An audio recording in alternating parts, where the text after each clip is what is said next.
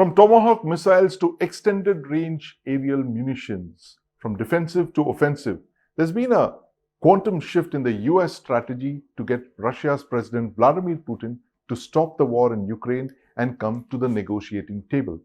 Now, President Donald Trump has accelerated pressure on Russia after the collapse of the August 15th Alaska summit with President Putin.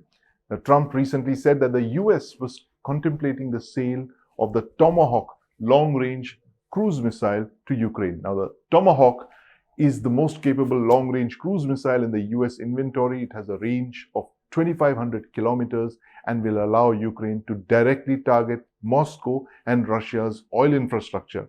Now, this is where the sale of this missile gets problematic.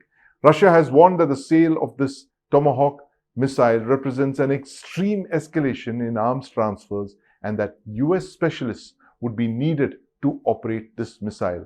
Former Russian President Dmitry Medvedev has warned that it was impossible to distinguish a nuclear-tipped Tomahawk missile from a conventional one when the missiles are in flight, implying that any Russian response to a launch could involve nuclear retaliation from Russia.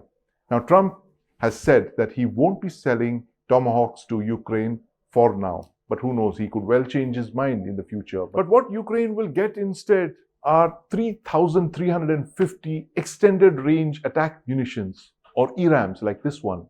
Now, these aren't Tomahawk missiles, but they are US versions of Russia's UMPK glide bombs.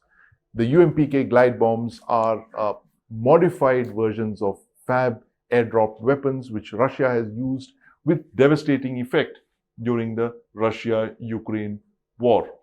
It's munitions like this that have allowed them to create advances along the Ukraine front in Ukraine while fighting that war. Now, the American version of this ERAM is what Ukraine will be getting very soon. Now, these ERAMs have a range of about 400 kilometers and they enable aircraft to launch these precision strikes against Russian targets without exposing the aircraft to risk. They can be launched from aircraft like the Su-27 and the F-16, which the Ukrainian Air Force have. Now, this missile, the airdropped ERAM, was specifically developed by the US for Ukraine as a low-cost air-launched precision-guided weapon. The US cleared the sale of this missile on the 28th of August. Very interesting. The timing came a fortnight after the Alaska summit collapsed.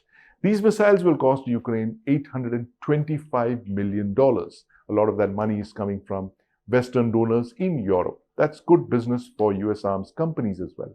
But this missile, which can be launched by fighter aircraft, it combines the explosive power of a bomb with the lethality of a cruise missile. Of course, it doesn't have anything compared to the Tomahawk's range of 2,500 kilometers. But still, it's something for Ukraine to fight with. It demonstrates the US's commitment to get Ukraine to keep fighting that war in Europe with Russia. Now, the deliveries of the first 10 ERAMs are slated for October, that is this month. And the US hopes to build up the production to about 80 missiles per month. Well, it's not quite the Tomahawk that Ukrainian leader Vladimir Zelensky expects from the United States, but it is still something that will give his Air Force a tactical edge on the battlefield with Russia.